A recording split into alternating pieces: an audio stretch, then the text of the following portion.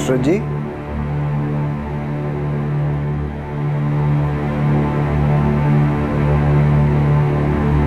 Not bad. आप बिल्कुल ठीक दिख रहे हैं दशरथ जी, और आपकी उम्र के मुताबिक तो सुपर ठीक। अच्छा, बस पानी आप टाइम टाइम पर पीते रहिएगा, ठीक है?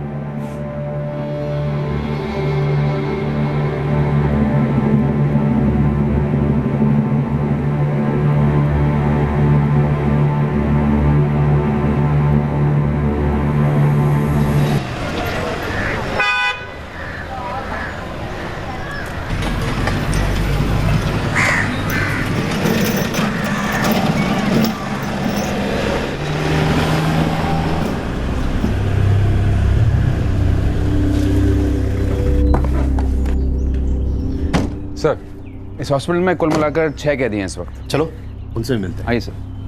वैसे देखभाल ठीक से होती है उन 6 कैदियों की? जी सर, बिल्कुल। डॉक्टर वाजपेयी रोज राउंड्स पर आते हैं। सर, यहाँ 4 वार्ड बॉयज हैं, 2 मेल नर्स। सर आइए सर।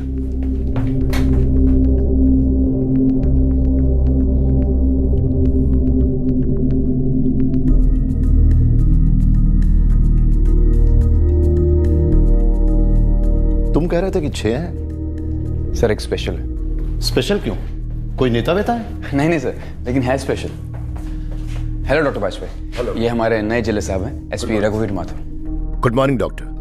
वार्ड देखा? Good job. ये छठा कैदी कौन है जिसे आपने स्पेशल रूम दे रखा है? सर, वो एक सुपर सीनियर सिटीजन है सर। Super senior? पहली बार सुन रहा हूं ये। He is above 100 years sir. क्या? सर, एग्जैक्ट एज तो हमें नहीं मालूम, मगर उनकी एज करीब 108 साल के करीब बताते हैं। 108 साल?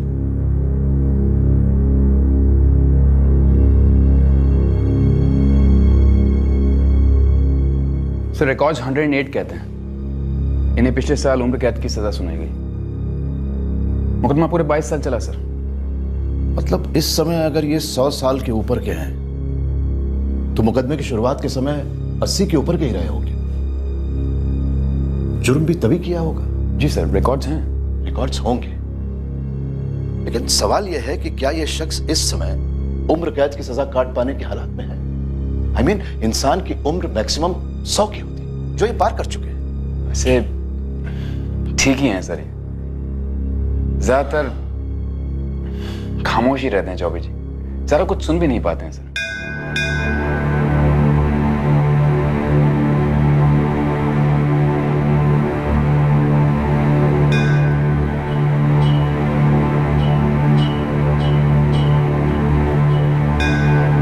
मुझे लगता है ये सुन सकते हैं। जी नहीं सर, ये जो घंटियों की आवाज आप सुन रहे हैं, ये हमारे जेल के मंदिर की है। और चौबे जी जिन घंटियों की आवाज सुन रहे हैं, वो उनके दिमाग में बज रही है, किसी और ही मंदिर की। किसी और मंदिर की? रत्नापुर, जहां इस अद्भुत केस की पहली घंटी बजी थी।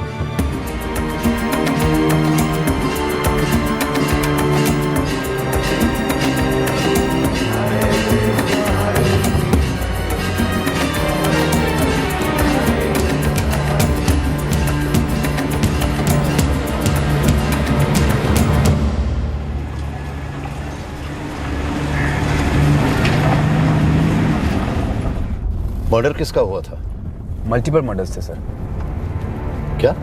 हाँ सर, एक बहुत बड़ा कांड हुआ था। अटैक में और लोग भी शामिल थे। कई लोगों में से कुछ लोग ट्रायल के दौरान ही चल बसे, और सर उन 9 अक्यूज में से दशरथ चौबे के अलावा 1-2 और भी जिंदा हैं। ये कांड किसी केस को लेकर हुआ था?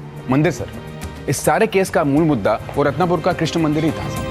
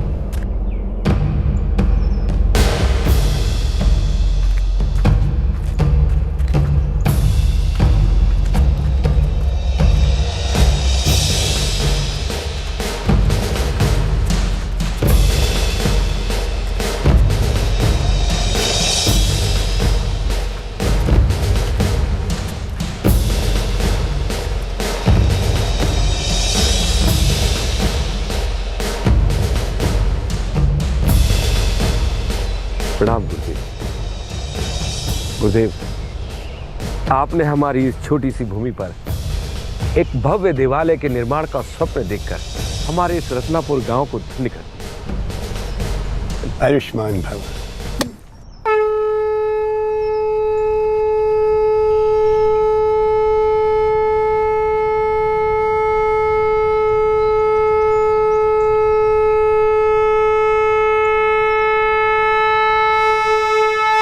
इस उदार भूदान द्वारा श्रीमान भुजनदेव चौधरी ने आप सभी भक्तजनों के सम्मुख एक अपार श्रद्धा का उदाहरण प्रस्तुत किया है। हम आनंद विभोर होकर इस रत्नापुर गांव में इस कृष्ण मंदिर की स्थापना की घोषणा करते हैं। हरे कृष्णा कृष्णा कृष्णा। ये कृष्ण मंदिर केवल रत्नापुर के निवासियों के लिए ही नहीं होगा, अपितु समग्र क्षेत्र के समस्त भक्तजनों के जीवन का उद्धार करेगा। बोलो कृष्ण लला की जय, कृष्ण लला की जय हो। हम शीघ्र ही इस मंदिर के लिए मुख्य पुरोहित की नियुक्ति करेंगे और ये नवनियुक्त मुख्य पुरोहित हमारी पीठ की उन सभी प्राचीन परंपराओं का पालन करेंगे जो हमारी पीठ की सभी मंदिरों में दृढ़तापूर्वक की जाती है।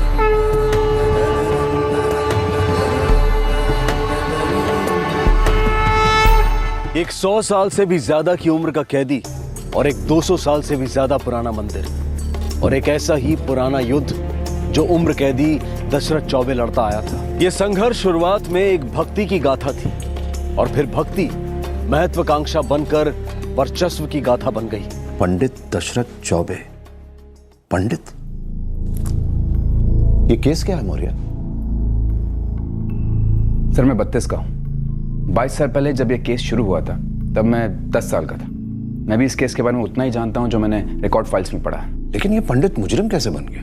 सर मैंने सुना है कि ये पंडित दशरथ चौबे काफी संत तपस्वी टाइप के आदमी थे। उनका जीवन में एक ही लक्ष्य था, भगवान की भक्ति।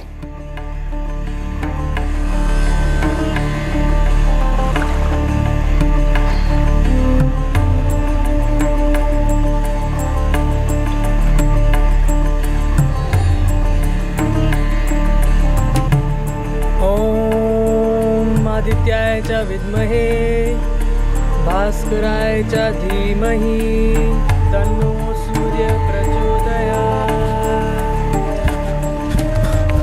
दशरथ, ओ दशरथ, अरे चलो जल्दी, ठाकुर चौधरी तुमको बुलाए हैं।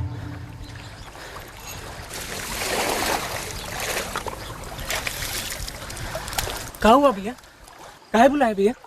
अब बड़े चौधरी परलोक सिधार गए हैं। हे राम, क्रियाक्रम के लिए तुमको बुलाए हैं, चलो जल्दी। चलिए भैया, धर्म का काम सबसे प्रथम, चलिए।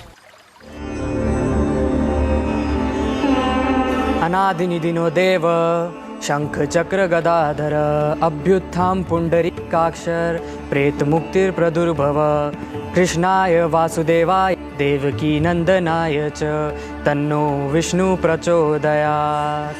नारायण सुरश्रेष्ठ लक्ष्मीकान्तं वरप्रद अनेन तर्प्रेण नाथ प्रेत मुक्ति प्रदुर्भव अस्य प्रेतस्य मोक्षार्थम शुभ प्रीतो भव सर्वदा। भाई हमार दशरथ चौधरी परिवार के बहुत ही भाग हैं। बाबूजी अब तो हर विधि के लिए वो अपने दशरथ के लिए आग्रह करते हैं। ऐसा सुन रही हो ना एलिया, त्योहार बिटवा साधुता की ओर बढ़ रहा है। जे प्रभु के इच्छा दशरथ के बाबूजी हर वक्त पूजा पाठ में मगन रहेला।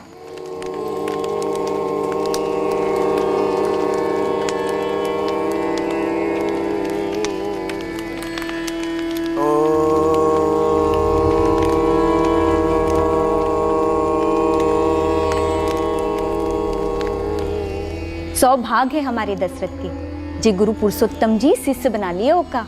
भाई फिर तो बहुत ही आनंद की बात है। लेकिन पुरुषोत्तम जी तो ब्रह्मचारी हैं। जी भाई हमारी तो बस एक ही इच्छा है कि विमल के पश्चात हमारे दशरथ का भी ब्याह हो जाए। नहीं बाबूजी। नहीं मतलब? अपना दशरथ तो पुरुषोत्तम जी के मार्ग पर चलने का तय किया, आजीवन ब्रह्मचार्य रहने का। हम बतियाए ओकरा संगे घर गृहस्थी में कोनो रुचि ना है ओकी। तो ठीक है, जो श्री की इच्छा हैं? भाई 4 बेटों में से एक संत हो जाए तो समस्त परिवार पर आशीर्वाद बना रहे होगा। आज के पश्चात दशरथ के ब्याह का विषय नहीं उठेगा। ठीक?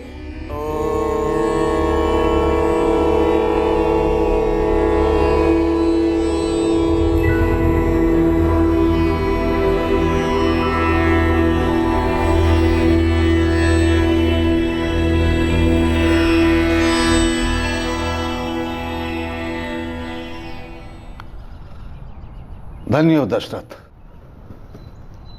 प्रभु के प्रति तुम्हारी कटी साधना अद्भुत है। पुरोहित जी, हमको और कोनो कार्य में मन नहीं लगता। प्रभु की सेवा करना हमारे जीवन का एक ही लक्ष्य है। हरे कृष्णा कृष्णा कृष्णा हरे हरे, हरे कृष्णा कृष्णा कृष्णा हरे हरे।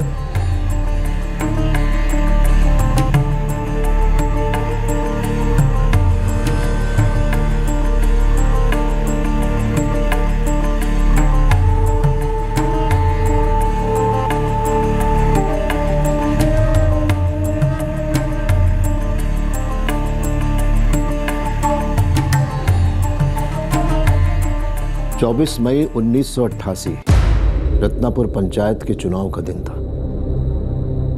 सुबह 8 बजे वोटिंग की शुरुआत हुई और 2 घंटे बाद तकरीबन 10 बजे फायरिंग शुरू हुई। कुल मिलाकर 54 राउंड्स फायर हुए, 5 लोगों की मौत हुई, कई लोग घायल हुए।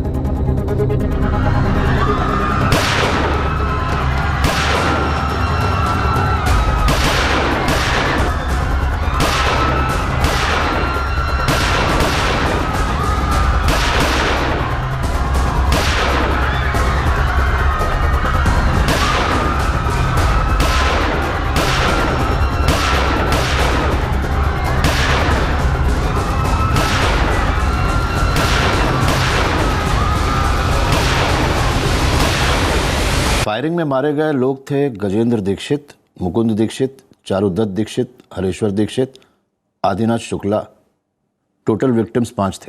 अक्यूज थे बलदेव चौधरी, अर्जुन चौधरी, ओमकारनाथ चौधरी, महादेव रावत, दत्तात्रेय रावत, जयदीप अवस्थी, सत्यानंद चौबे, योगेश्वर चौबे और दशरथ चौबे। टोटल 9 अक्यूज थे, सभी कन्विक्ट हुए। ट्रायल के दौरान इनमें से 6 चल बसे। एक यहां सजा काट रहा है, बाकी बचे 2। कहां है वो दोनों? पीतापुर सेंट्रल जेल, उम्र कैद। इस नरसंहार को पंचायत इलेक्शन शूटआउट का नाम दिया गया है, जिसमें रत्नापुर गांव की पावरफुल चौधरी जमींदार फैमिलीज भी शामिल थी। सर, और यार एक छोटे से इलेक्शन को लेकर इतने बड़े कांड तो होते नहीं नॉर्मली, और यहां पर सिर्फ एक मामूली सी घटना बताई गई। यस सर, मैंने भी जब पहली बार पढ़ा था थोड़ा ऑड लगा था सर। थोड़ा ऑड? दशरथ चौबे जी की उम्र शूटआउट के समय 85 बताई गई, और उस उम्र में वो इस गांव के बहुत ही रिस्पेक्टेड पंडित थे। सवाल ये उठता है कि ऐसे इंसान ने बंदूक क्यों उठाई थी, और वो क्यों 5 लोगों की हत्याओं में शामिल हो गया? This can not happen because of some मामूली सी घटना। यस सर, गांव के चौधरी परिवार की इन्वॉल्वमेंट थी इसमें। ऑफ कोर्स, एक रात पहले बलदेव चौधरी की कोठी में सारी प्लानिंग हुई, हथियार इकट्ठे किए गए। ये एक सोची समझी साजिश थी।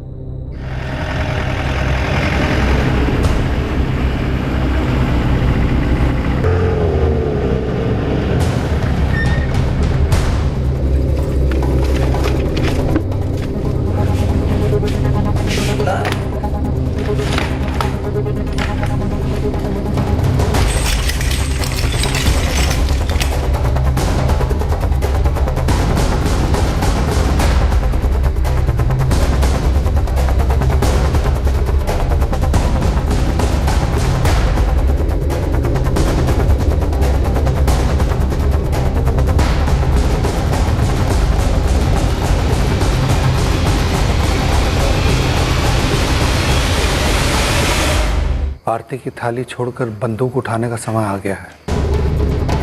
अब आप बंदूकों से भक्ति निभाएंगे, मंत्र गोलियां बनकर निकलेंगे।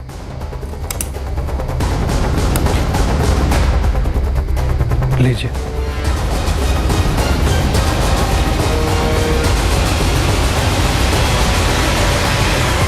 आरती वाले हाथों ने बंदूक क्यों थामी बता नहीं सकते सर। लेकिन कोई तो बता सकता है, काफी फैला हुआ परिवार था।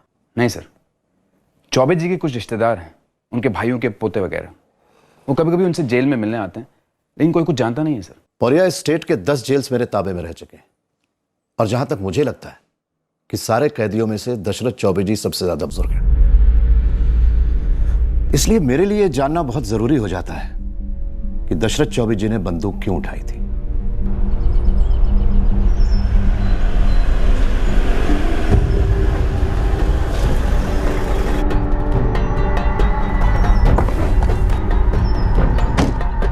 भैया क्या हुआ? बाहर आना। नमस्ते। आप होंगे? गौरव चौबे साहब, ये हमारे बड़े भैया हैं गंगाधर चौबे। हम रघुवीर माथुर हैं, मुक्तिगढ़ जेल के नए जेलर। आइए ना सर, बैठिए। बैठिए ना, जरा पानी लाइए ना। बैठिए सर। आपके दादाजी, मतलब दादाजी के भाई दशरथ चौबे जी मुक्तिगढ़ जेल में वो पंडित थे। जी हाँ सर। मेरा मतलब है जी, बहुत बड़े विद्वान हैं। हमारे रिकॉर्ड्स के हिसाब से 1988 में रत्नापुर पंचायत इलेक्शंस के दौरान एक शूटआउट हुआ था। उस शूटआउट में जिन लोगों के मर्डर्स हुए थे उसके लिए दशरथ चौबे जी को सजा सुनाई गई थी। मैं जान सकता हूँ ये शूटआउट क्यों हुआ था? सर 1988 में तो हम बहुत ही छोटे थे, लेकिन हमारे दादाजी और उनके भाई सत्यानंद जी और दशरथ जी, इन तीनों को सजा हुआ था।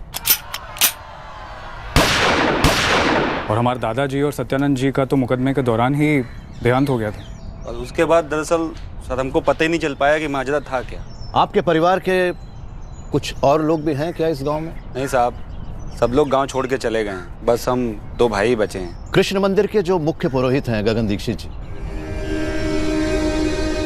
उनके परिवार के भी बहुत से लोग इस शूटआउट के दौरान मारे गए थे जी। अगर उनमें से कोई बचा हो जो हमें कुछ बता सकता है, या फिर चौधरी फैमिली का कोई हो जो कुछ जानता हो। सर वो तो हम नहीं बता पाएंगे। बस सर इतना कह सकते हैं कि मतलब हम लोग कभी कभार अपने दादाजी, मतलब दादाजी के बड़े भाई दशरथ जी से जेल में मिलने चले जाते हैं बस। दशरथ जी कभी आपके साथ नहीं रहे? जब सर केस चल रहा था तो थोड़े दिन के लिए थे। मतलब तब उन्होंने आपको कुछ बताया हो, कुछ कहा हो? सर वो कुछ बोलते ही नहीं ना है, कुछ भी नहीं बोलते। जुर्म 23 साल पहले हुआ था, पर इस जुर्म का बीज उससे भी कई साल पहले बोया गया था। सर हमें लगता है ये मुख्य पुरोहित गगन दीक्षित जी इस बारे में अपना मुंह ना खोले। ऐसा कैसे हो सकता है कि इतने बड़े हत्याकांड के बारे में कोई बात तक करने के लिए तैयार नहीं है? सर जी हम ये पूरे दावे के साथ तो नहीं कह सकते, लेकिन यहीं पास में एक और मंदिर है, वहां के पंडित जी शायद हमारी कुछ मदद कर सके। बैठिए।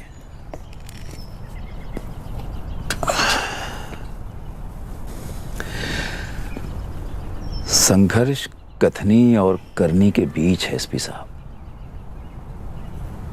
हम पूजा पाठी लोग अपने सारे भक्तगणों को ये ज्ञान तो देते हैं कि भैया लोभ ना करो, सारा जग माया है, वगैरह वगैरह, पर हम भी इसी जग में बसने वाले हार्ड मांस के इंसान हैं।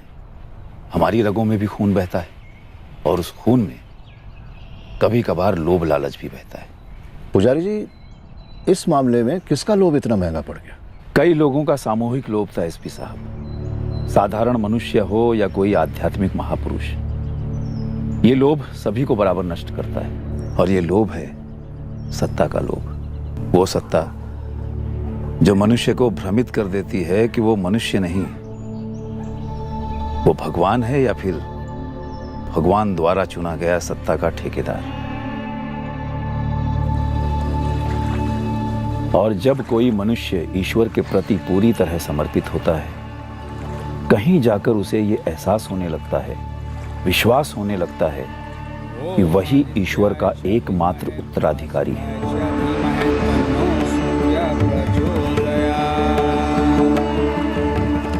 सूर्य देवता भयो नमः स्वाहा, चंद्र देवता भयो नमः स्वाहा, अग्नि देवता भयो नमः स्वाहा। बाबूजी, बात तो आपकी बिल्कुल सही है, पर ये असंभव भी है। संभव हो सकता है, क्योंकि कृष्ण मंदिर के मुख्य पुरोहित कमलकांत त्रिपाठी जी का इस गांव में कोई सगा संबंधी भी नहीं रहा। अब ऐसा क्यों ना करें, एक तगड़ा सा मोटा सा दान दे दें कृष्ण मंदिर के लिए। हाँ, कुछ भी करने से पहले एक बार दशरथ जी से बात करनी चाहिए। अब क्या पता उनको हमारा ये प्रस्ताव मंजूर हो या ना हो। ओंकार, पिछले 40 साल से भी अधिक समय से दशरथ जी हमारे घर के पंडित रहे हैं, हमारे परिवार के एक अभिन्न अंग रहे हैं।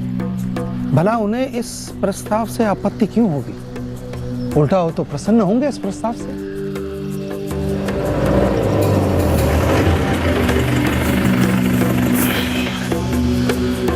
अरे अरे ठाकुर बलदेव जी स्वयं हमारी कुटिया में। प्रणाम प्रणाम बलदेव जी। प्रणाम। आइए आइए, पधारिए पधारिए। पार्वती, नाश्ता शरबत का व्यवस्था करो। और ये दशरथ जी कहीं दिखाई नहीं दे रहे हैं? नदी किनारे गए हैं स्नान करने के लिए।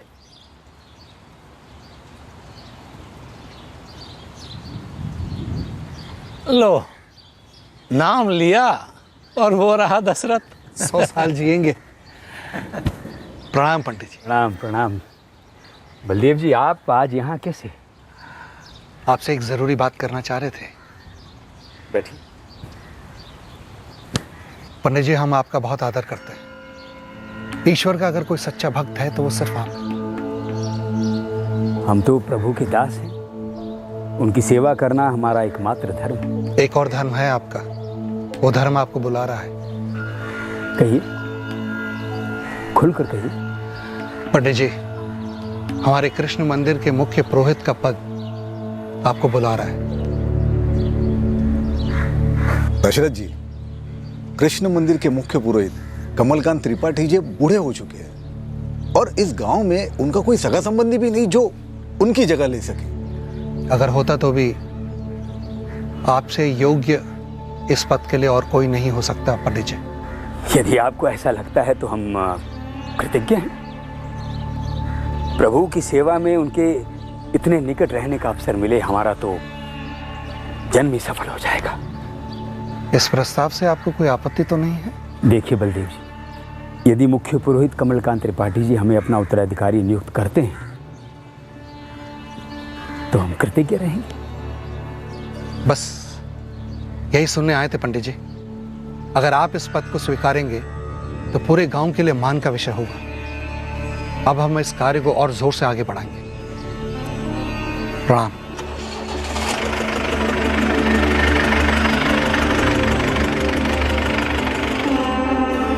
दशरथ, हर सपना पूरा होने वाला है नहीं? एक तपस्या थी, आस थी, सोचा नहीं था एक दिन सत्य भी होगा। लेकिन हो तो रहा है। अगर चौधरी बलदेव ने एक बार ठान ली ना तो समझो मतलब हो गया। अब जो भी होगा प्रभु की इच्छा से होगा। है जी, अब तो गांव के 30% ब्राह्मणों के मत हमारे उम्मीदवार के पास है। फिर चाहे कोई भी चुनाव हो, कोई भी उम्मीदवार हो। जानते हैं, सारे आंकड़ों को भली भांति जानते हैं, लेकिन ये मामला थोड़ा सा पेचीदा है। किसी को ये नहीं पता लगना चाहिए कि दशरथ जी को हमने इस पद के लिए आगे किया है।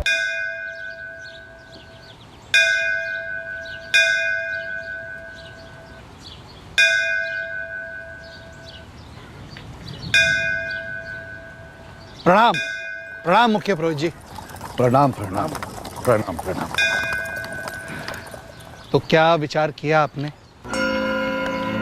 आपकी बात पर हमने गहरा अध्ययन किया है बलदेव जी। और ऐसा लग रहा है कि आपका प्रस्ताव एकदम सटीक है। चलिए, अच्छा है, आपको हमारा प्रस्ताव स्वीकार है। बैठिए। तो अब देरी किस बात की?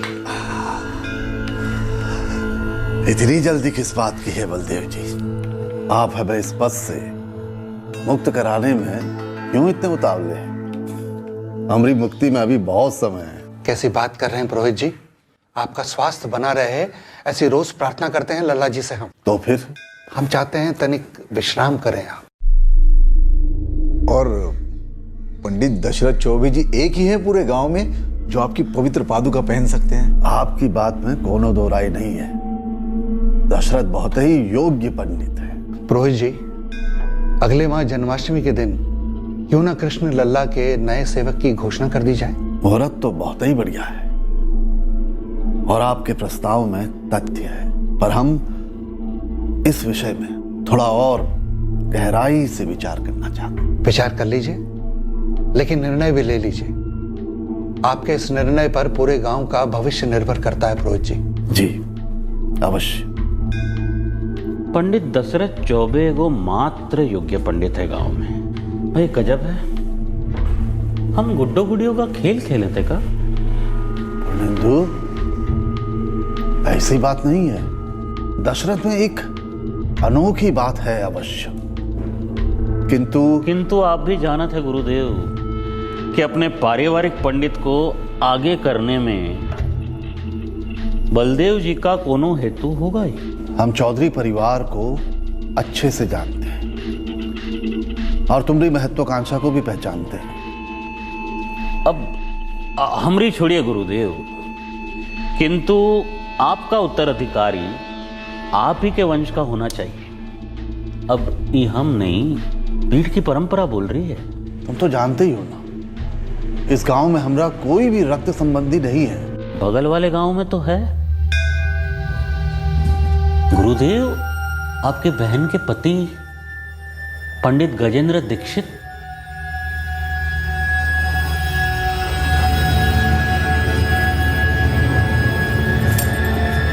सुनिए जी, ऐसी भी क्या बात हुई जो कमल भैया ने तुरंत बुलाया है जी? कोई ना कोई बात तो जरूर होगी। अच्छा, चलिए ये लीजिए, उन्हें हमारा प्रणाम बोल दीजिएगा। बोल देंगे, चलते हैं।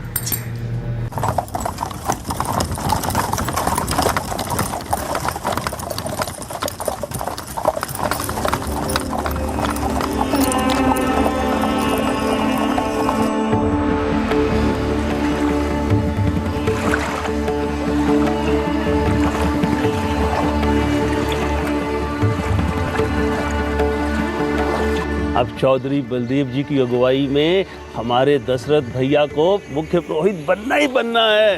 सोचो कितना सम्मान बढ़ेगा हमारे परिवार का। सत्या, ये दशरथ की तपस्या, उसकी लगन अब जाके फल लाई है।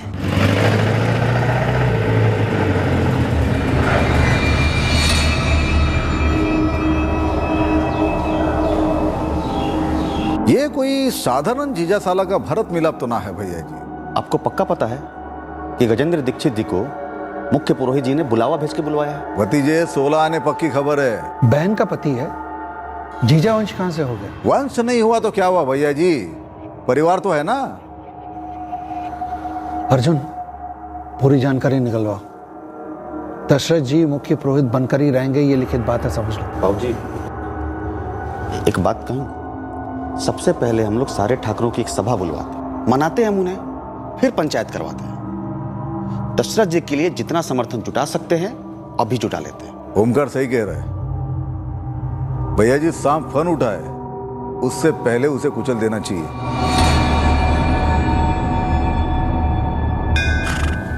पूर्णेंदु जी के विचार से हम भी पूरी तरह सहमत हैं। बलदेव चौधरी का प्रस्ताव योग्यता से अधिक वर्चस्व का जान पड़ता है। और गुरुदेव, कोई भी निर्णय लेने से पहले ही ना भूले कि प्रश्न केवल मुख्य पुरोहित के पद का नहीं है। पीठ से जुड़ी सारी जमीन, सभी संस्थाएं, रत्नापुर की पंचायत, पास पड़ोस के सभी गांव का समर्थन, कि सबको हत्याने का षड्यंत्र रचा जा रहा है। दशरथ जी का का है, वो तो बेचारे लगे रहेंगे हवन कीर्तन में, पर उनके कंधे पर बंदूक रखकर राज करेंगे ये चौधरी बलदेव। लेकिन पुरनेंदु, गजेंद्र रिश्ते में हमरे जीजाजी लगते हैं, रक्त संबंध नहीं है। और एक अहम बात, ये घर गृहस्थी वाले सज्जन है। कमल जी, हम तो नहीं कह रहे हैं कि आप हमें अपना उत्तराधिकारी बनाएं। और गुरुदेव, भले ही गजेंद्र जी आपके रक्त संबंधी नहीं है, किंतु आपकी बहन तो आपका रक्त है, तो इस अनुसार आपकी बहन का बेटा भी आप रक्त हुआ। वैसे भी हमने अपने बेटे गगन को पुरोहित विद्या में पूरी तरह पारंगत कर रखा है। अब ये बात तो कोई भी नकार नहीं सकत है गुरुदेव कि गगन आपका वंश नहीं है।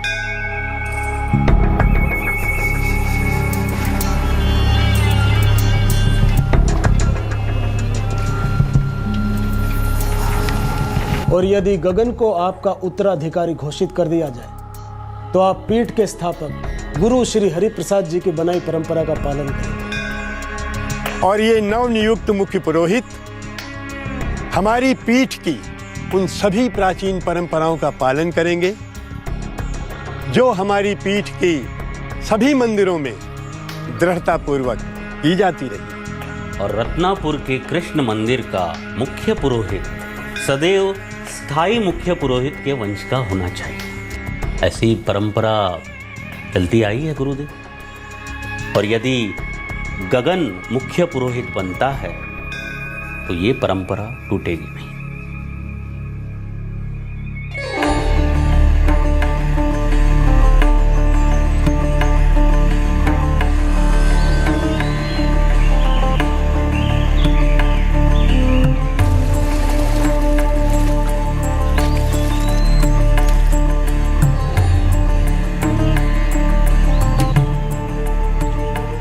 जय श्री कृष्ण गुरु जी। जय श्री कृष्ण दशरथ बेटा। सब कुशल मंगल।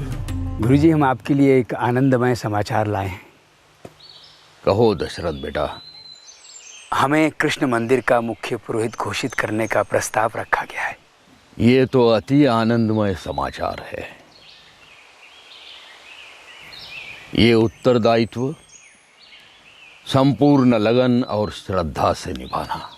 गुरुजी, हमें ईश्वर की सेवा करने का अवसर मिल रहा है।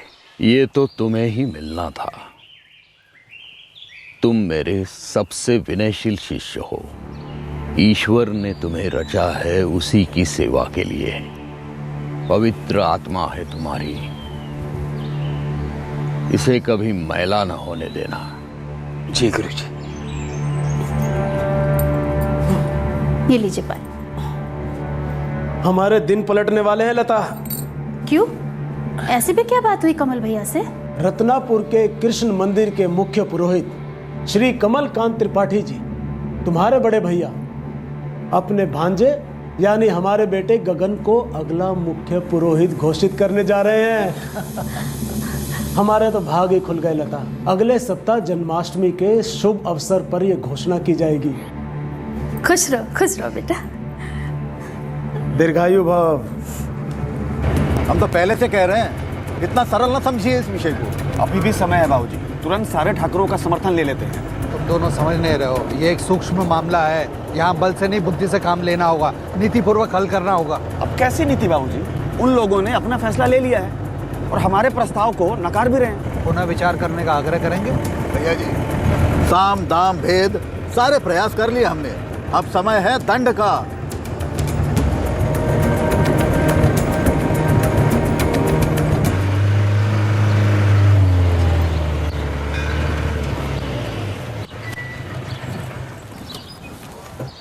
रोहित जी से कहिए बलदेव चौधरी मिलने आए। क्षमा कीजिए चौधरी साहब, गुरुजी का आदेश है कि वो इस समय किसी से नहीं मिल सकते हैं। क्यों? क्योंकि वो एक महत्वपूर्ण बैठक में है। बलदेव चौधरी भी एक महत्वपूर्ण बैठक करने आए हैं। अभी आपके उत्तराधिकारी को लेकर हमारी चर्चा हो चुकी थी। अवश्य हुई थी, पर निर्णय नहीं हुआ था जो हमें लेना था, और वो अब हमने ले लिया है। जैसे आप निर्णय समझ रहे हैं वो कतई स्वीकार ना होगा। ईश्वर का उत्तराधिकारी पीठ है और पीठ का कर्ता मुख्य पुरोहित। अब ईश्वर की इच्छा को नकारने की उद्दंडता भला कौन करेगा बलदेव जी? गजेंद्र। अर्जुन। सहस्राक्षः सहस्रपात सभोमिगुंसकृपस्वाभिपाङ्गुलम् पुरुष एवेदगुं सर्वं यद्भूतं नित्यभाव्यम् उदामृत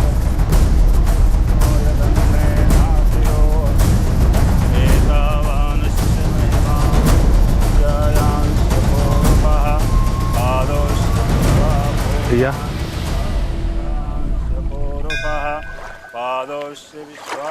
क्या बात है सत्य, चिंता में दिख रहे? ऐसा ही चिंता कर भैया, समाचार अच्छा नहीं है। क्या बात क्या है?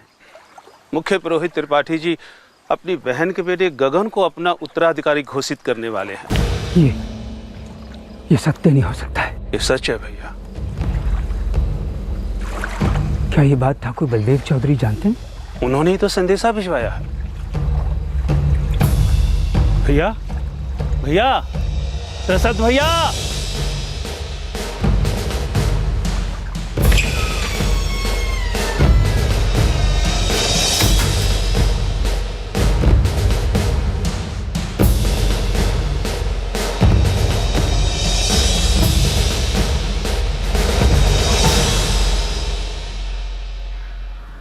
पंडित जी, हमने सारे प्रयत्न किए लेकिन बात ही कुछ ऐसी पलट गई। पूरे जीवन की तपस्या थी हमारी, एकमात्र लक्ष्य था हमारा, जिसे आपने एक राह दी, हमारे सपनों को साकार करने का आश्वासन दिया, वचन दिया। ये प्रस्ताव भी तो हमने ही आपके सामने रखा था ना। अब त्रिपाठी जी अपनी तुच्छ रीति से, अपने वचन से पलट रहे हैं, स्वार्थी निर्णय ले रहे हैं। ऐसे में हमारे हाथ तो बन जाते हैं। अब आप ही बताइए, ऐसे हम करें तो क्या करें? आप शक्तिशाली हैं बलदेव जी। ईश्वर तो नहीं है ना पंडित जी। त्रिपाठी जी अपने आप को ईश्वर का उत्तराधिकारी मान रहे हैं, दुर्भाग्य से समाज भी यही मान रहा है। ईश्वर का उत्तराधिकारी पीठ है और पीठ का कर्ता मुख्य पुरोहित। अब ईश्वर की इच्छा को नकारने की उद्दंडता भला कौन करेगा बलदेव जी? गजेंद्र। अर्जुन। छोटा मुंह पर बड़ी बात कर रहे हैं हम, तो हमें क्षमा कीजिएगा बलदेव जी, किंतु सत्य ये है कि आपकी मनसा केवल दशरथ जी को मुख्य पुरोहित बनाने की तो ना है। तो क्या है हमारी मंशा जिसे हम परिचित नहीं हैं? वर्चस्व बलदेव जी, इस सारे गांव की पंचायत पर, किसान सभा पर, व्यापारी आयोग पर, और भी ऐसी कई महत्वाकांक्षाएं होंगी आपकी। वो मनुष्य ही क्या जिसके अंदर महत्वाकांक्षा ना हो। वैसे आप हम पर गलत आरोप लगा रहे हैं। हमें इस बात की चिंता नहीं है कि आप क्या आरोप लगा रहे हैं। हमें इस बात की चिंता है कि दशरथ जी ही इस गांव के सबसे योग्य उत्तराधिकारी हैं इस पद के लिए। गजेंद्र जी, आप और आपका बेटा गगन दोनों ही इस पद के लिए योग्य नहीं है। गगन हमरा रक्त है, बहन का बेटा है हमरा। गुरु श्री हरि प्रसाद जी के कहे के अनुसार, पीठ की परंपरा के अनुसार रक्त संबंध अनिवार्य है। आपकी बहन तो इस गांव से नहीं है पुरोहित जी, लेकिन मुख्य पुरोहित का रत्नापुर गांव से होना भी इस परंपरा के अनुसार अनिवार्य है। किंतु पुरोहित जी की बहन इसी गांव की बेटी है ना, और वैसे भी गगन का पलड़ा हर रूप से भारी है। यदि आप और हम चाहें तो इस पलड़े को समान कर सकते हैं। कहना क्या चाहते हैं आप? यही कि आप हमारे बेटे को मुख्य पुरोहित बनने से ना रोकें। हम आपकी किसी गतिविधि में बाधा नहीं डालेंगे, और हम आपको आश्वासन दिलाते हैं कि रत्नापुर के साथ साथ हमारे गांव बद्री गांव से भी आपको भरपूर समर्थन मिलेगा, चुनाव में भारी मत मिलेगा और आप वो सब कुछ कर सकते हैं जो दशरथ जी को मुख्य पुरोहित बनाने के बाद करना चाहते थे, उससे भी कहीं अधिक। विचार कर लीजिए। निसंदेह विरोध से किसी का भला ना होगा बलदेव जी। मध्यम मार्ग और मेल जोल से हम सभी अपने अपने लक्ष्य को प्राप्त कर सकेंगे अवश्य। समय है हाथ मिलाने का, उठाने का नहीं।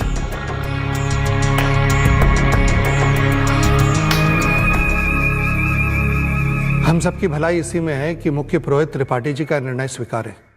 इस समय उनका विरोध करना अनैतिक होगा। एक योग्य व्यक्ति को उसके अधिकार से, उसके पद से वंचित रखना, ये कैसी और कहाँ की नैतिकता है बलदेव जी? पंडित जी, आप हमसे हमेशा के लिए जुड़े रहेंगे। हम आपसे वादा करते कि आपके सम्मान पर कभी कोई आंच नहीं आएगी। आप वो सब कुछ कर सकते जो आप करना चाहते हैं। लेकिन कृष्ण मंदिर के मुख्य पुरोहित नहीं बन सकेंगे हम। वर्षों से बड़ी लगन से हमने आपके परिवार की सेवा की और आज हमें उसका ये फल दिया जा रहा है।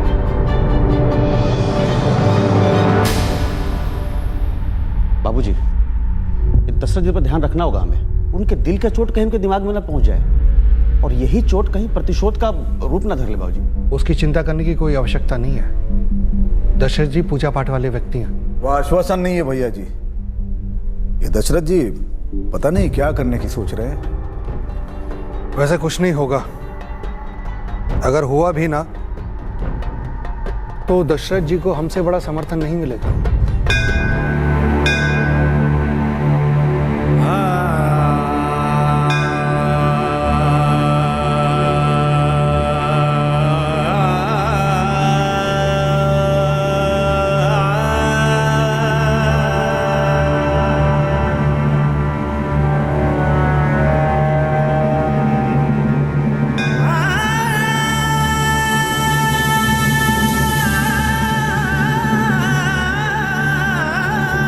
सालों से, दशकों से एक अरमान दिल में पाला था दशरथ चौबे ने और ये चूर चूर हुआ। अरमानों के चिथड़े उड़ गए पर किसी को कोई फर्क नहीं पड़ा। वर्चस्व, सत्ता की भूख, कंट्रोल का लालच। ये लालच वाकई में इतना लालची होता है कि ये ना रिश्ते देखता है, ना दोस्ती और ना ही दी गई जुबान की कदर करना। इस लालच को रत्ती भर का फर्क नहीं पड़ता कि कौन कुचला जा रहा है, किसे ठेस पहुंच रही है। बस मायने रखती है तो सिर्फ एक बात कि सत्ता कैसे हासिल हो। वर्चस्व एक ऐसी आग है जो जलने और जलाने वाले दोनों को राख कर देती है।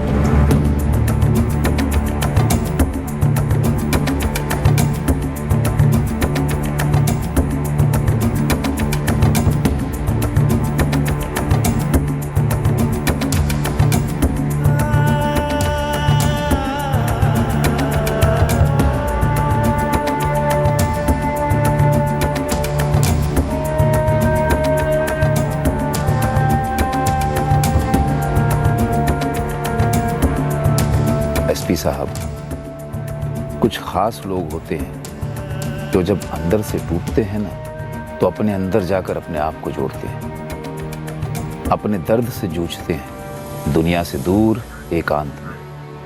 पंडित दशरथ चौबे भी उन खास लोगों में से एक हैं।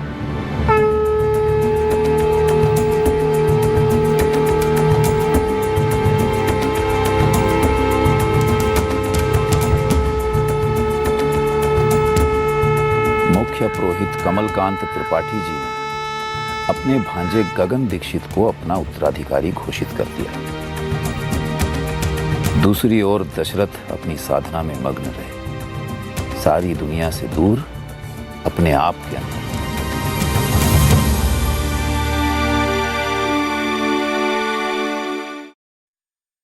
ऊर्ध्वमूलम् अधः शाखा अश्वत्थं प्राहुरव्ययम् छंदांसि यस्य पर्णानि हस्तं वेद तवेद। लगभग 5 वर्ष बाद त्रिपाठी जी का स्वर्गवास हो गया और गगन ने मुख्य पुरोहित का पद संभाल लिया।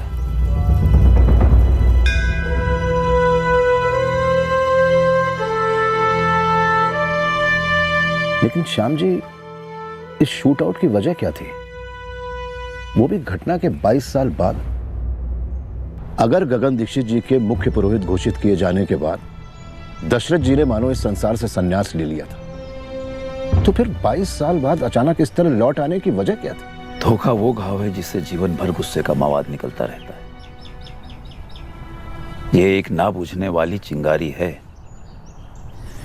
तेल की एक कई बूंद काफी होती है। चिंगारी को लगते ही देखते वो आग का गोला बन जाती है। और क्या थी वो तेल की बूंद? पुजारी जी, उन 22 सालों में ऐसा क्या हुआ कि 5-5 लाशें बिछ गई और किसी को कुछ याद भी नहीं? ऐसा नहीं है कि कौनों को कुछ याद नहीं इस बारे में। दरअसल कोई कुछ याद ही नहीं करना चाहता। सभी भूल जाना चाहते हैं, वैसे ही जैसे गजेंद्र जी भूल गए।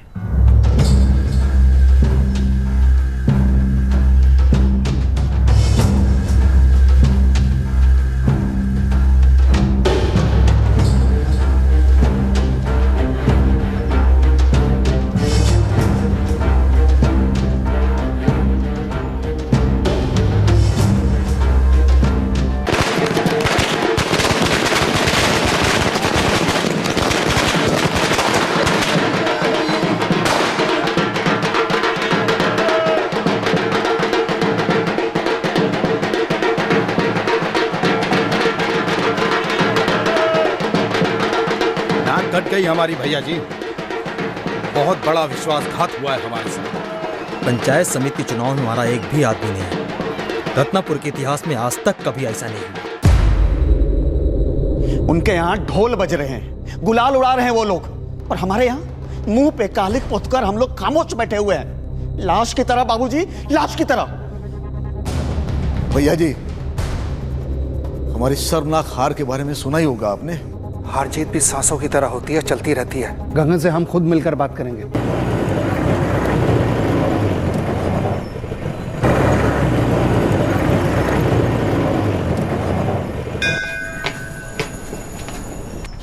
गजेंद्र जी को बता दो हम आए। गुरुदेव इस वक्त जरूरी बैठक में है बलदेव जी, आपको थोड़ा रुकना होगा।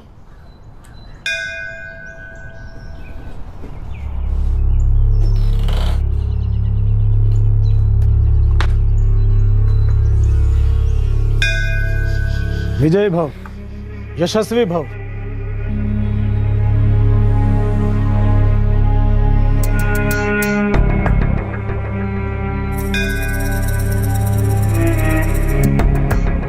आप समझौते से मुकर रहे हैं।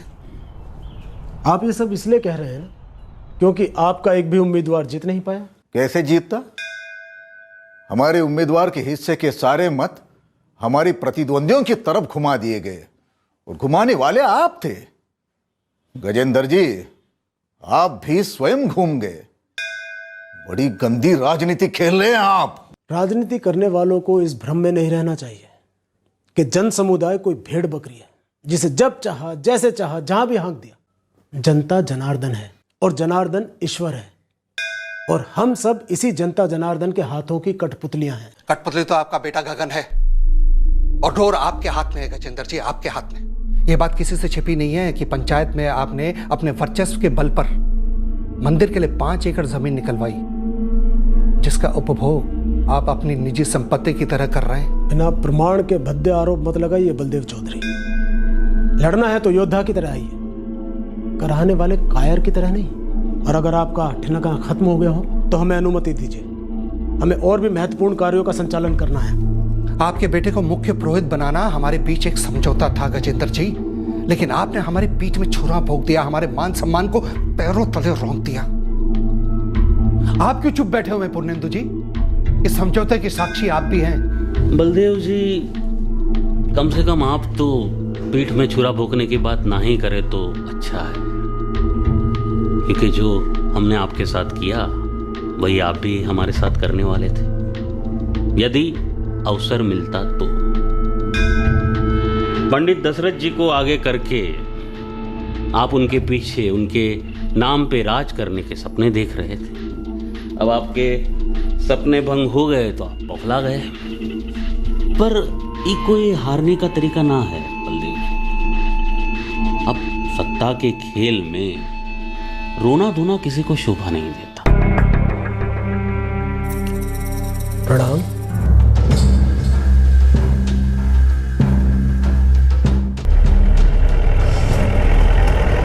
भैया जी, बहुत बड़ी भूल हो गई हमसे। जो दशरथ जी को मुख्य पुरोहित बनाने के लिए हम नहीं लड़े, वो गजेंद्र जैसे सांप से समझौता कर लिया। नतीजा क्या हुआ? वो सांप हमारी पीठ में डस गया। अभी डसा है, विष फैला नहीं है, उस विष को कस के रोकना पड़ेगा। जी अब बात यह है कि हम दशरथ जी से आंख कैसे मिला पाएंगे? आंखें झुकाकर क्षमा मांगेंगे।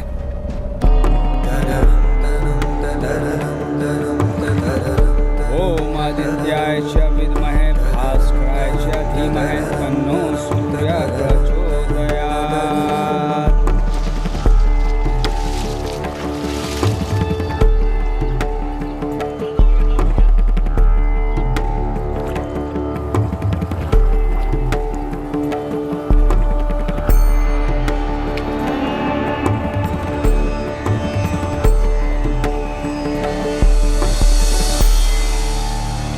दशरथ जी, क्या आप अभी भी हमसे गुस्सा हैं?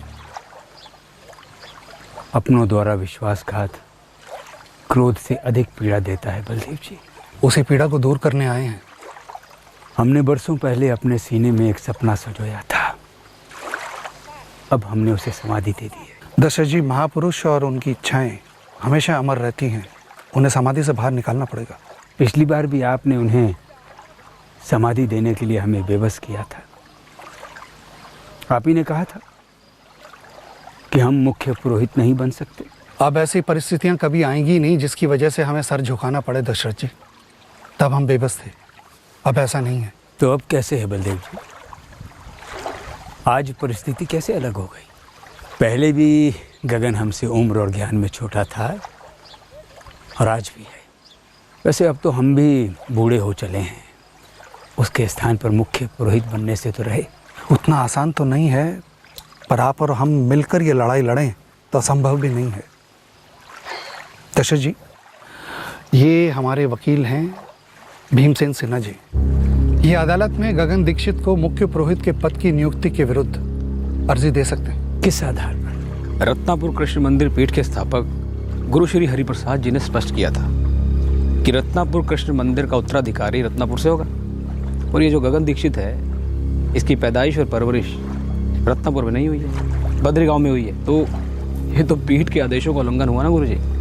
सच बात तो ये है दशरथ जी, 8 साल पहले उत्तराधिकारी का जब मसला उठा था तो हमने ये बात मुख्य पुरोहित कमलकांत त्रिपाठी के सामने वंश और गांव की नागरिकता दोनों के बारे में बात उठाई थी, पर दोनों को उन्होंने खारिज कर दिया। आपके, त्रिपाठी जी के और गजेंद्र जी के बीच में क्या समझौता हुआ था वो आप जाने और वो जाने। आप हमें दोबारा इसमें क्यों उलझा रहे हैं? हमारी खामोशी को आप हमारी मूर्खता क्यों समझ रहे हैं? दशरथ जी, मूर्ख तो हम हैं जो आप जैसे संत आदमी के साथ डटकर खड़े नहीं हो पाए। प्रभु की इच्छा थी। अब ईश्वर की इच्छा ये है कि ये मुकदमा हम दोनों साथ में लड़ें। अदालत में साबित कर देंगे दशरथ जी कि गगन दीक्षित की नियुक्ति नियमों के विरुद्ध थी, जबकि इस पद के लिए योग्य उत्तराधिकारी केवल आप थे और आप ही हैं जिन्हें इस पद से वंचित रखा गया। बहुत देर नहीं हो गई? कृष्ण लल्ला के दरबार में देर है, अंधेर नहीं। अतीत के लिए क्षमा चाहते हैं।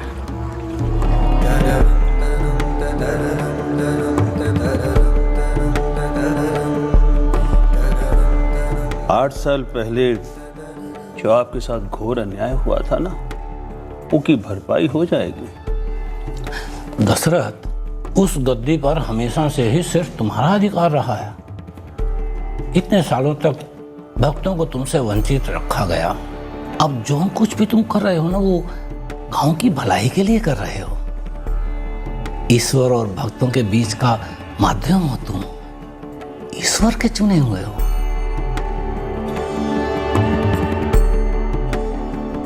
हाथों में सत्ता की लगाम और कदमों में जनता का सलाम। वर्चस्व का मोह भी एक अजगर है एसपी साहब, जो अच्छे भले लोगों को निगल जाता है। पुजारी जी, लेकिन दशरथ जी तो जीवन भर एक सच्चे संत रहे थे ना।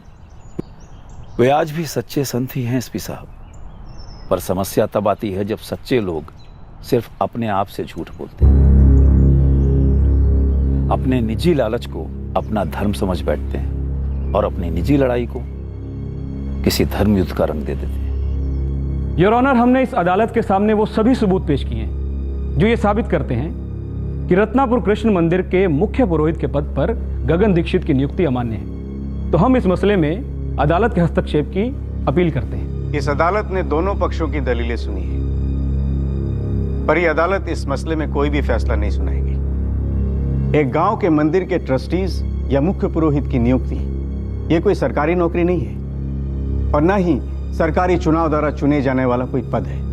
हर गांव, हर मंदिर के अपने प्रशासनिक नियम होते हैं जो इस तरह के धार्मिक और सामाजिक पदों पर लागू होते हैं। इसलिए ये अदालत दोनों पक्षों को ये सुझाव देती है कि वो अपने गांव के पंचायत में जाएं। पंचायत चाहे तो गांव में एक चुनाव करवाएं, ये पता करने के लिए कि क्या गगन दीक्षित ही रत्नापुर गांव के कृष्ण मंदिर में मुख्य पुरोहित के रूप में बने रहेंगे या फिर शिकायतकर्ता पंडित दशरथ चौबे को उस स्थान में होना चाहिए। अदालत ने बिल्कुल सही सलाह दी है। बुलाओ पंचायत, करवाओ चुनाव, हमें भय नहीं है, ईश्वर हमारे साथ है। और हाल के चुनाव ने भी यही सिद्ध किया है। एक बार आर या पार हो ही जाए ताकि अगली बार बलदेव चौधरी या दशरथ चौबे की हिम्मत ना हो हमारे सामने सर उठाने की। ठाकुरों ने बहुत वर्षों तक अपना वर्चस्व बनाए रखा, पर अब और नहीं। अब सत्ता का पलड़ा हमारी तरफ झुका है। अब हम जो चाहेंगे वो होगा। भैया जी, पंचायत में पूरा बहुमत है गजेंद्र का। गांव का हर दूसरा आदमी उसका कठपुतली है। गांव के 30% लोग ब्राह्मण हैं जो गगन दीक्षित का समर्थन करेंगे। दशरथ जी भी तो उच्च कोटि के ब्राह्मण हैं। लेकिन बाबूजी, हमें यह भी तो देखना है कि ये खड़े किसके साथ हैं। हम ठाकुरों के साथ। और ये सच है भैया जी के गांव के बाकी के ठाकुरों और जितनी भी जाति के लोग हों, वो भले ही आपस में एक दूसरे से लड़ते क्यों ना हो, मुख्य पुरोहित के मामले में वे लोग गगन दीक्षित का विरोध नहीं करेंगे। युद्ध जीतने के लिए बड़ी सेना नहीं, बड़ा सीना चाहिए, और उससे भी बड़ा चाहिए खजाना जो हमारे पास है। अर्जुन, ओमकार, गांव की पंचायत और उसके अलावा जितनी भी संस्थाएं हैं उनमें जो भी बिकाऊ हैं खरीद लो, और जो बिकाऊ नहीं हैं उन्हें ललचाओ। पंडित जी, इस बार ऐसा यज्ञ कीजिए जिससे ईश्वर हमारे पक्ष में आशीर्वाद दे। इस बार कुछ भी हो जाए, मुख्य पुरोहित के पद पर आप ही बैठेंगे, कुछ भी हो जाए।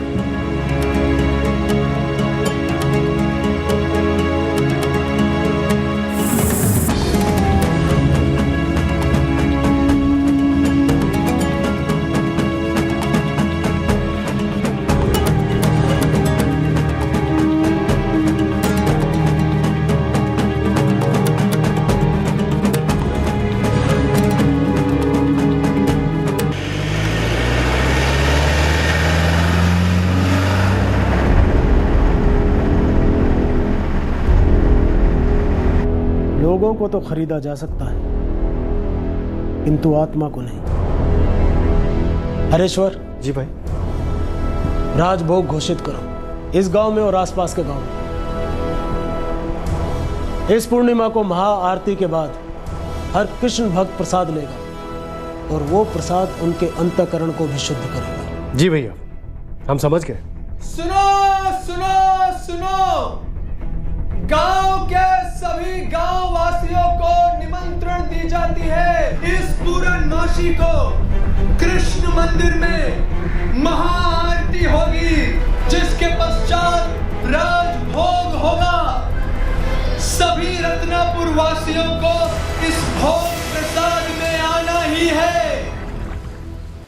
हे ईश्वर, मैंने अपना पूरा जीवन आपको अर्पित किया, पूरी निष्ठा से आपकी सेवा की, उपासना की। मुझे अपने और निकट आने का अवसर दीजिए, मेरा ये सपना साकार कर दीजिए।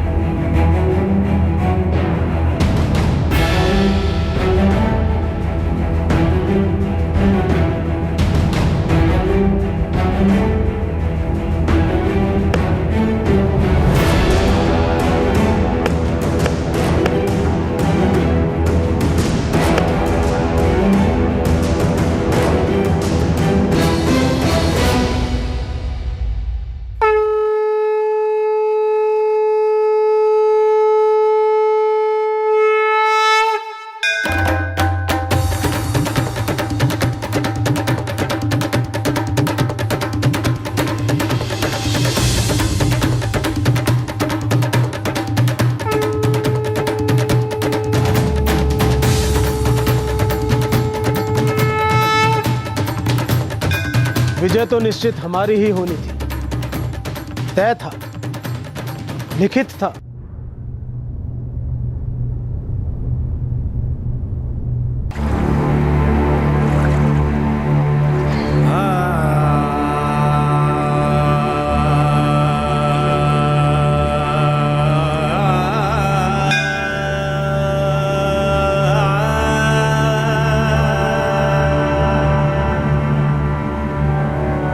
दशरथ जी के आंसू उस दिन सूख गए एसपी साहब। इस एक पराजय को उन्होंने मानो ईश्वर का ही विश्वासघात मान लिया।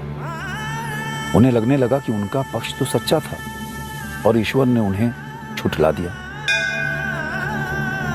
दशरथ के अंदर कुछ बदल गया साहब। इसके बाद तो दशरथ चौबे जैसे इस गद्दी के पीछे ही पड़ गए। ठाकुर बलदेव के साथ मिलकर उन्होंने क्या कुछ नहीं किया, पर हर बारी एक ही परिणाम, पराजय, हार। भैया, भैया, समाचार है। बुरा ही होगा। जी नहीं, सालों बाद कुछ अच्छा हुआ है। स्वीकार न कठिन। बताओ तो अच्छा क्या हुआ? पता चला है कि गजेंद्र और उसका परिवार पूरे गांव की आंखों में धूल झोंकता आया है। समाचार क्या है सत्या? गगन ब्रह्मचारी नहीं, गृहस्थ है। गृहस्थ?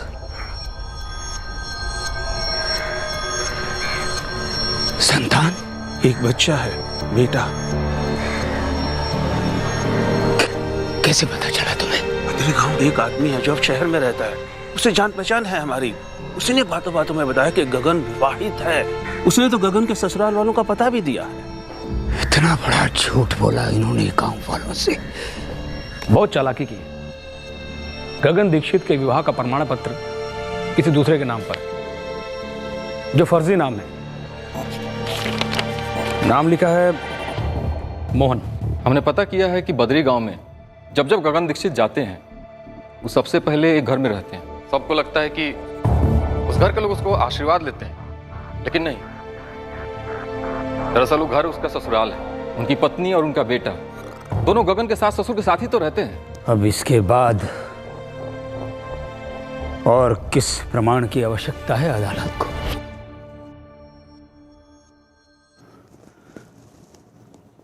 अब यह बात मंदिर का आपसी मामला नहीं है, यह अवैध है। क्या ये परिवार मोहन को अदालत के सामने लेकर आ सकते हैं? मोहन का नाम बच्चे के जन्म प्रमाण पत्र पर लिखा गया है। भैया जी, उससे क्या होगा? वो लोग अदालत के सामने किसी को भी मोहन बनाकर खड़ा कर देंगे, उसमें क्या है? इतना काफी नहीं है, उनको बाकी ये कागजात भी तो पेश करने होंगे। यदि यह समाचार 100% सत्य है तो हम इस नियुक्ति को अदालत में चुनौती दे सकते हैं। पीठ के नियम क्रम में स्पष्ट शब्दों में लिखा है कि मुख्य पुरोहित का बाल ब्रह्मचारी होना अनिवार्य है। कोर्ट में दलील पेश करते हैं, आगे देखते हैं क्या होता है। बलदेव जी, इस बार हम खाली हाथ नहीं लौट सकते। योर ऑनर, ये मंदिर ट्रस्ट का जरूर है, लेकिन यहां सारा गांव जाता है। ये पब्लिक और प्राइवेट से परे है, तो इसमें कोर्ट का कोई ना कोई हस्तक्षेप तो होना चाहिए, क्योंकि न्याय प्राइवेट और पब्लिक कैसे हो सकता है योर ऑनर? आपके क्लाइंट का कोई संवैधानिक अधिकार उल्लंघित हो रहा है? कोई क्रिमिनल एक्ट हुआ है? जी नहीं सर। तो फिर मैं भी वही कहूंगा जो आज से 14 साल पहले के जज ने कहा था। यह पूरी तरह मंदिर का आंतरिक मामला है, इसे ट्रस्ट सुलझाए। प्राइवेट संस्थानों के कानून देश के कानून का पालन करती है और उन कानून के आधार पर मंदिर का मुख्य पुरोहित नियुक्त करना यह पूरी तरह ट्रस्ट का अधिकार है।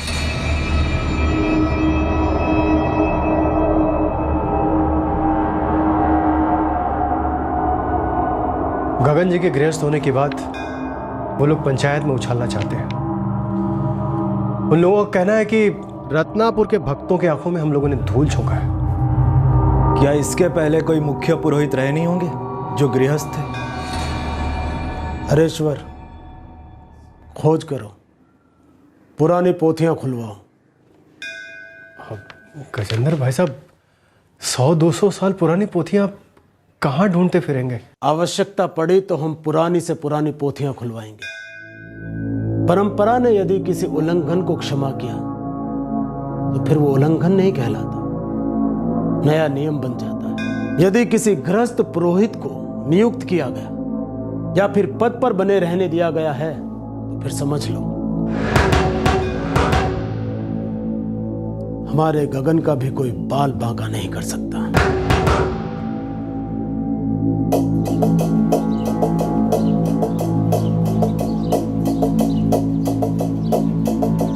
किसी की आंखों में धूल झोंकना हमारा उद्देश्य कभी नहीं था। तो खुलासा क्यों नहीं किया गया? वो इसलिए, यदि इसका खुलासा किया गया होता तो इस नियुक्ति का होना असंभव था। तब के मुख्य पुरोहित आपके साले कमलकांत त्रिपाठी जी ने जब गगन को उत्तराधिकारी बनाने का प्रस्ताव रखा, तब तक वो गृहस्थाश्रम छोड़कर पुनः ब्रह्मचर्य में प्रवेश कर चुके। जानते हैं क्यों? ताकि ईश्वर की सच्ची सेवा कर सके। एक बार गृहस्थ सदैव गृहस्थ। ब्रह्मचार्य कोई वस्त्र नहीं है कि कभी भी ओढ़ लिया, कभी भी उतार दिया अपनी सुविधा के अनुकूल। पीठ के नियम का उल्लंघन हुआ है। अब यदि गगन स्वयं अपने पद को नहीं त्याग देता तो मंदिर के ट्रस्ट को इसे पद से हटाना होगा। हमारे पूर्वज, इस पीठ के स्थापक, बहुत दूरदर्शी थे। उन्होंने भविष्य को पहले ही देख लिया था। इसीलिए तो उन्होंने पीठ के नियमों में पुनर्विचार का प्रबंध किया था। ये कब हुआ? कल, जब सारी दुनिया को सच का पता चल गया था। मैं 100 वर्ष पूर्व का उदाहरण दे रहा हूँ। रत्नापुर के कृष्ण मंदिर के चौथे मुख्य पुरोहित गृहस्थ थे। हाँ, उनका नाम था श्री रामदेव भारद्वाज जी। मंदिर की पोथियों में लिखे अभिलेखों को पंचायत देख चुकी है, मंदिर की समिति देख चुकी है और सबने ये स्वीकारा है कि गगन का गृहस्थ होना कोई आपत्तिजनक विषय नहीं है। किंतु यदि दशरथ चौबे जी और बलदेव चौधरी जी दोबारा चुनाव करवाने की नौटंकी करना चाहते हैं तो कोई भला इसमें क्या कर सकता है? मंदिर की पोथियों में कहीं नहीं लिखा है कि कभी कोई गृहस्थ पुरोहित हुआ था। हम मंदिर में वर्षों से रह रहे हैं, वहां के चप्पे चप्पे से भली भांति परिचित हैं। मंदिर की पोथियों को हमसे अधिक अच्छी तरह कोई और नहीं जानता। तो कहीं ये भी लिखा है कि आप झूठे हैं? जी नहीं, ये तो नहीं लिखा। हाँ, किंतु ये अवश्य लिखा है कि एक समय पर आप ईश्वर के सच्चे भक्त हुआ करते थे। आपकी महत्वाकांक्षा और वर्चस्व का लालच आपकी भक्ति पर हावी हो गया। और हाँ, आप ना तो मुख्य पुरोहित बन पाए हैं और ना ही बन पाएंगे, ये भी लिखा है।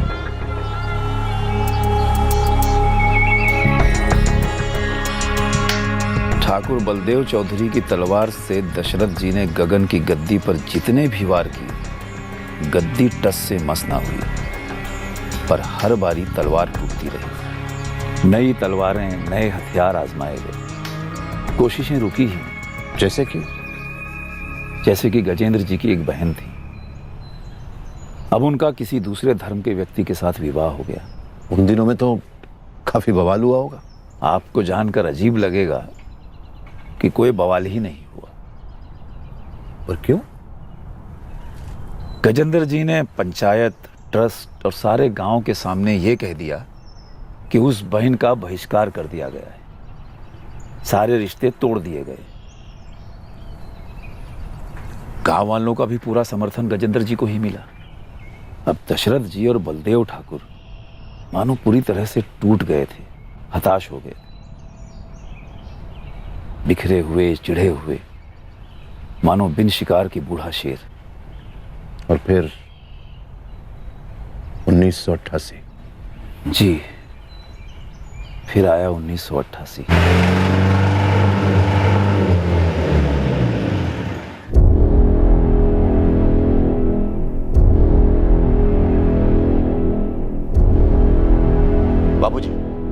इस बार भी लगता है पंचायत समिति में हमारा एक भी उम्मीदवार नहीं होगा। गजेंद्र ने एक बार हमारी पीठ पे छुरा क्या भोंक दिया, हमारे पीढ़ियों का वर्चस्व ही काट कर रख दिया उसने। हमने सालों साल सभ्य तरीके से प्रयास किया, उंगली टेढ़ी करके भी घी नहीं निकला। बस अब हमारे दुश्मन को घी खाने नहीं देंगे, अब वो गोली खाएंगे।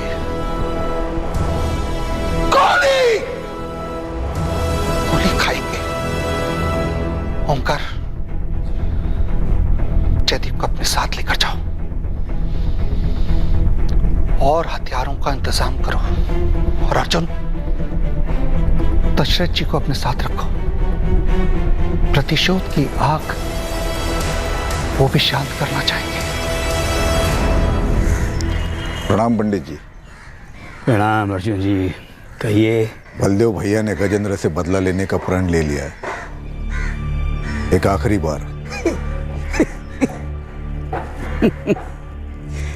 एक आखिरी बार? इतने वर्षों में कितनी बार ये आखिरी बार आया है अर्जुन जी? अब तो गिनती भी याद नहीं होगी। यदि आखिरी बार कुछ होना है तो हमारा एकमात्र सपना पूरा हो जाए कि हम कृष्ण मंदिर के मुख्य पुरोहित बन जाएं।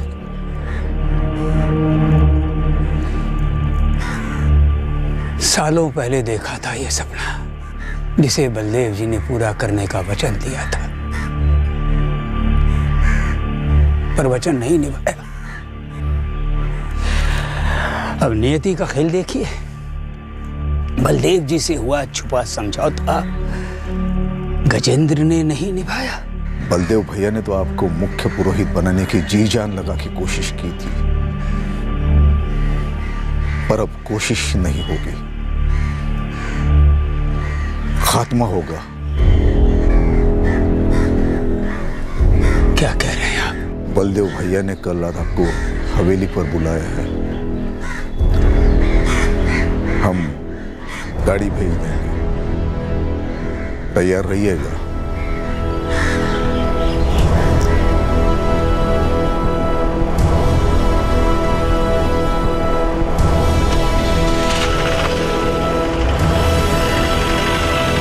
जिंदगी के संध्या काल का दिया लगभग बुझने को था, पर अफसोस एक चिंगारी अब भी दिल के कोनों को भड़का रही थी, एक नासूर को कुरेद रही थी कि जिंदगी की मंजिल इतने पास आकर भी हाथ से निकल गई। एक जमाने में श्रद्धा और शिद्दत की गलियों में सीना तान कर चलने वाला आदमी आज दुश्मनी और बदले की गलियों में सीना छलनी करने चल पड़ा था। कल पंचायत समिति का चुनाव है, हमारे सारे उम्मीदवारों का हारना निश्चित है, पर हम गजेंद्र और उसके परिवार को हमेशा के लिए हरा देंगे। कल गोलियों की दिवाली होगी और खून की होली।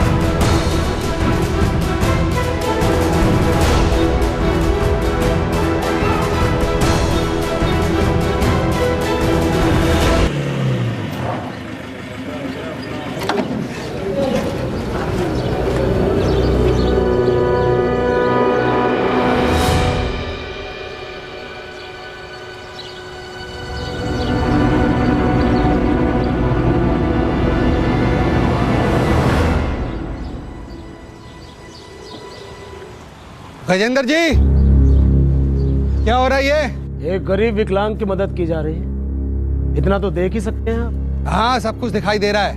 एक गरीब आदमी को बहला फुसला कर एक खास उम्मीदवार को मत देने के लिए मजबूर किया जा रहा है। ये ओछा काम हमने उन लोगों के लिए छोड़ रखा है जिन्हें एक दो मत भी मिल जाए तो सौभाग्य होगा। पूरे गांव को गुमराह कर रखा है आपने।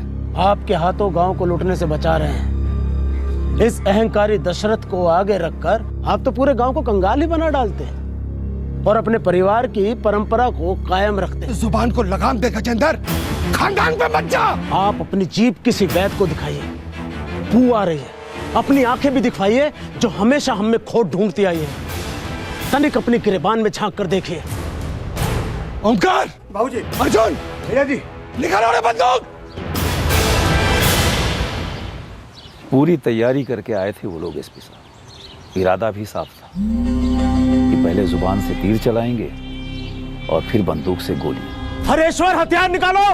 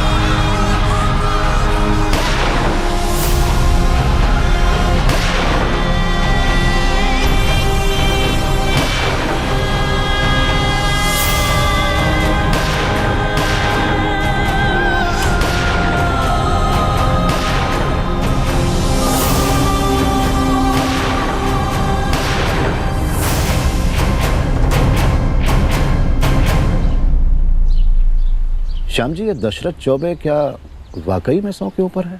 जहाँ तक हम जानते हैं तो उनका जन्म 1903 में हुआ था। तो अब कर लीजिए गणित।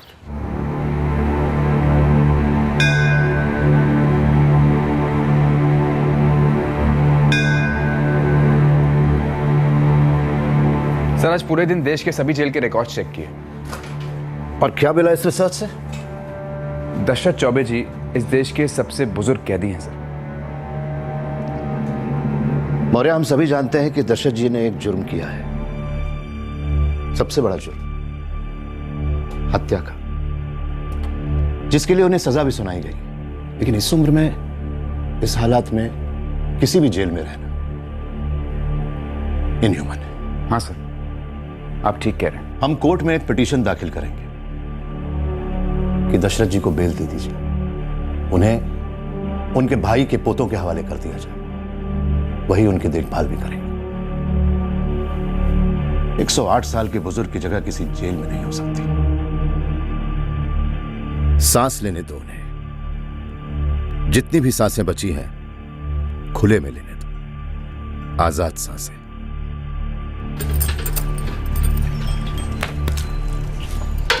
अश्विन, गीता, तंग मत करो उनको।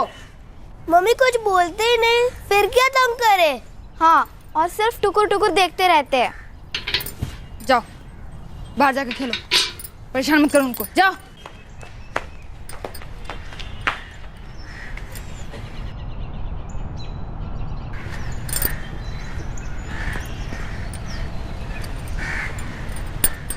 दादाजी, दादाजी, कुछ लाएं आपके लिए? 108 साल का घर लौटा कैदी किसी अजूबे से कम नहीं होता। उन्हें देखने की जिज्ञासा दूर तक फैली और लोग दर्शन के लिए आने लगे। दशरथ खामोश बिस्तर पर लेटे लोगों को शून्य आंखों से देखते रहते। पर उनके दिल में, उनके दिमाग में क्या चल रहा था ये कोई नहीं जानता था। और फिर एक दिन दशरथ ने हिम्मत की। क्या हुआ दादाजी, कुछ चाहिए का?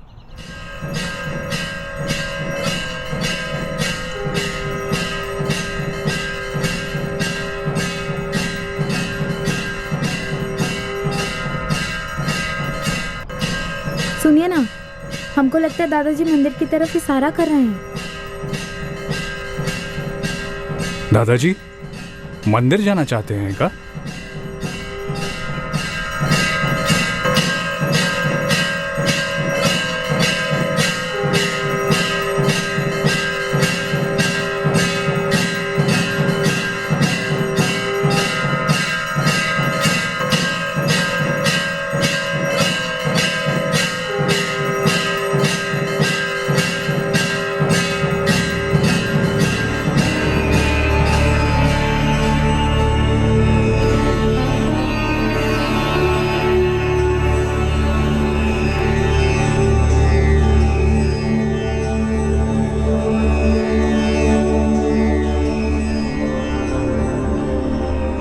उठा लें दादाजी। क्या हुआ दादाजी, थक गए हैं क्या?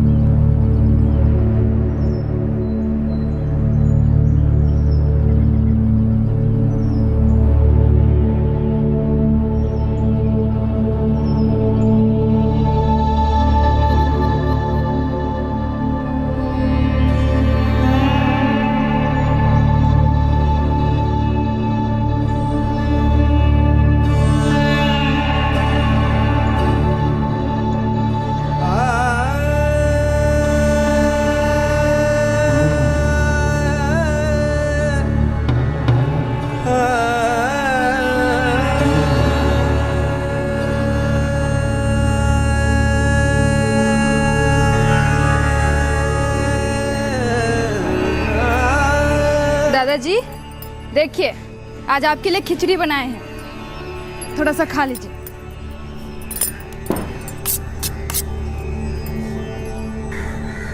लीजिए दादाजी, मुंह खोलिए। दादाजी,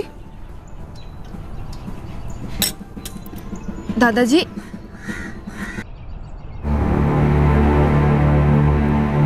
दादाजी, दादाजी, दादाजी, सुनिए। जेल से बेल होने के कुछ ही दिनों बाद पंडित दशरथ चौबे गुजर गए।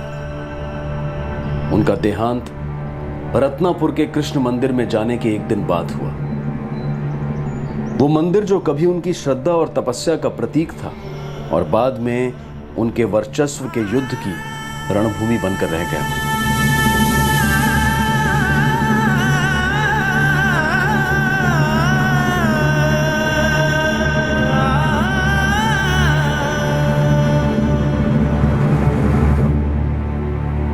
22 साल पहले हुए इस नरसंहार में शामिल बहुत कम लोग ट्रायल पूरा होने तक जीवित रहे।